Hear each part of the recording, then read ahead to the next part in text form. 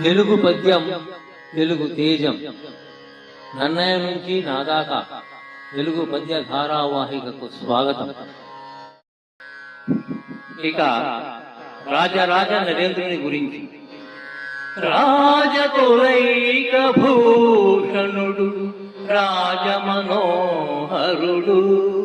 అన్యరాజ తేజోజయశాలి సౌర్యుడు విశుద్ధ యశస్సరదిందు చంద్రికారాజిత సర్వలోకుడు అపరాజిత భూరి భుజా కృపాణ ధారాజల శాంత శాస్త్రవ పరాగుడు రాజమహేంద్రుడున్నతి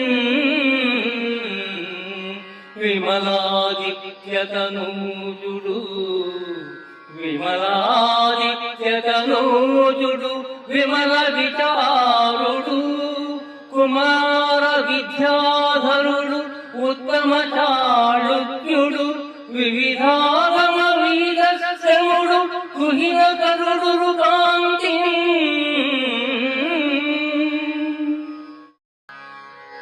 వేగి దేశ పాలకుడు విమలాదిత్యుడు. విమలాదిత్యుని కుమారుడు రాజరాజ నరేంద్రుడు. రాజరాజు రాజకులానికి ఆభరణం వంటి వాడు.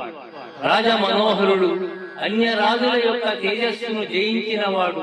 శూరుడు విశుద్ధమైన యశస్సరదిందు చంద్రికారాజిత సర్వలోకుడు అపరాజిత భూరి భుజా కృపాణ ధారాజ శాంత శస్త్రోపరాగుడు. అంతేకాదు రాజరాజు విమల విచారుడు కుమార విద్యాధరుడు ఉత్తమ చాళుక్యుడు మరియు వివిధాగమ విహిత శ్రముడు.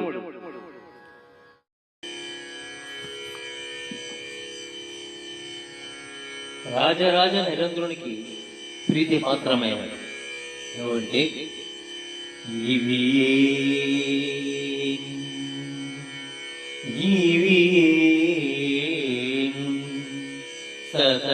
సతతంబునాయడ గరంభిష్టంబులైయుండు వాయపు భూదేవ కులాభితర్పణ మహీయ ప్రీతియుం భారత శ్రవణాసక్తియు పార్వతీపతి పదాబ్జ ధ్యాన పూజా మహోత్సవము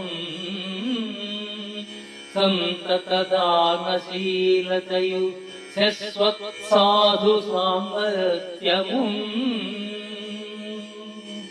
ఇవి రాజరాజుకు అత్యంత ప్రీతి పాత్రమైనవి 5 విషయాలు.